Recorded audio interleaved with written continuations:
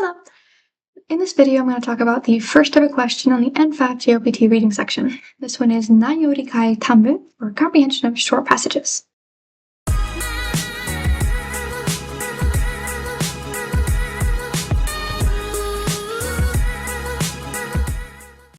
Nayorikai Tambun is focused on understanding short passages, roughly 100 characters to 200 characters in length. These look pretty similar to Bunshō no Bunpo in the grammar section, but instead of filling in blanks, we're going to be focusing on comprehension of all the little details in the paragraph. Because it's so short that you're going to see a couple of them on the test, and maybe only 1 or 2 questions per passage. This means that you have to be really detail-oriented, which can be a struggle, but the good thing is if you come across words you don't know, most things can be inferred from context, which is fantastic. That's kind of the most important thing to keep in mind during this section. If you see a word you don't know, ignore it. Don't let it get into your head because you've studied really hard to get here, and it'd be a shame if you just got worried over it and forgot some stuff. It can be overwhelming, but you've studied hard, you got this. So let's look at the instructions for this section, or this question type. 問題4. 次の1から3の文章を読んで質問に答えてください。答えは1、2、3、4から一番いいものを1つ選んでください。So, please read the following 1 through 3 passages and answer the questions. The answer should be the best one of 4 options below. We have this short thing. Go ahead and pause the video and try and go through yourself. You could scan through it on the test if you're short for time, but since it's so short, it can be better to just go through it once, just understanding everything that's going on and then going back with the question. If you want to underline things on the test, it's completely fine. It, however, helps you retain the information.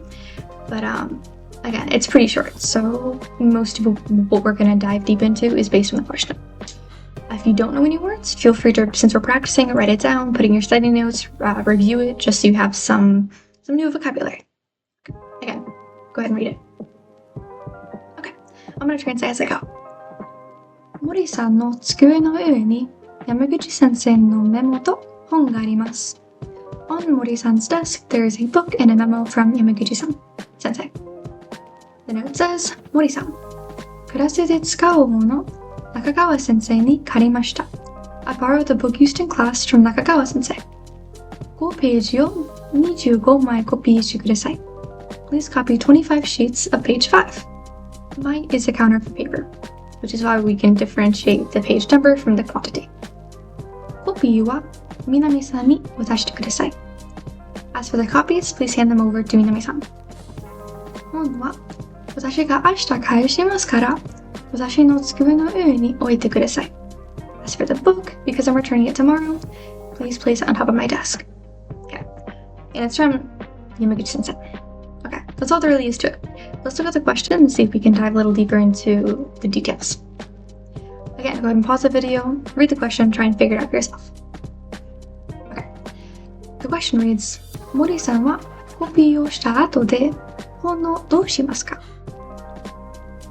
Translated as, after Mori-san copies the pages, what do they do with the book? So, there are 3 main ideas that could get confused. Mori-san, that's our subject.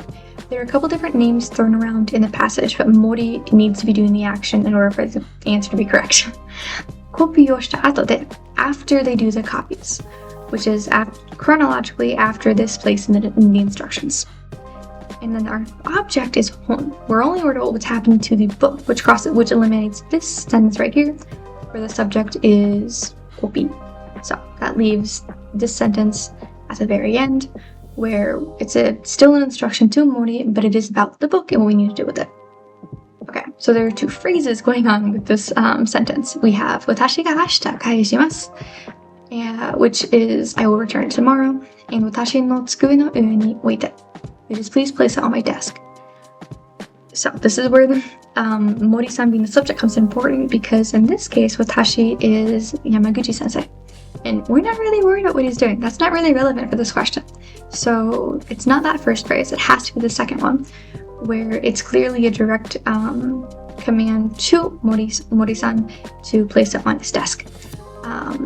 So our answer is that the book needs to be placed on the desk after all the copies are made. Let's look at the answers and see if any of them coincide with that particularly well. First one, 1번, is クラスで使います. The book is used in class, or it will be used for class. It is, obviously, according to the first sentence, but that's not really relevant. That's not what he's doing with it. 2番, 南さんに渡します. The book is being handed to Minami-san. That's not true either, because that concept refers specifically to the copies, not the book, so you can cross that out too. 3番, 中川先生に返します. Return the book to Nakagawa sensei. That is happening, but that was the second phrase we eliminated because that is Yamaguchi sensei's job. Okay. That leaves the fourth one, which is Yamaguchi sensei no tsukue no ue ni okimasu. They need to place the book on top of Yamaguchi sensei's desk, which is the same answer we came to and the correct one in this case. It's pretty short, but you have to kind of pick it apart pretty closely because it's so short and there's so much information. But if you're looking for any more instructional resources or insight into this language, please feel free to visit our website. We have fantastic stuff over there and we are happy to help out. But until then, matane!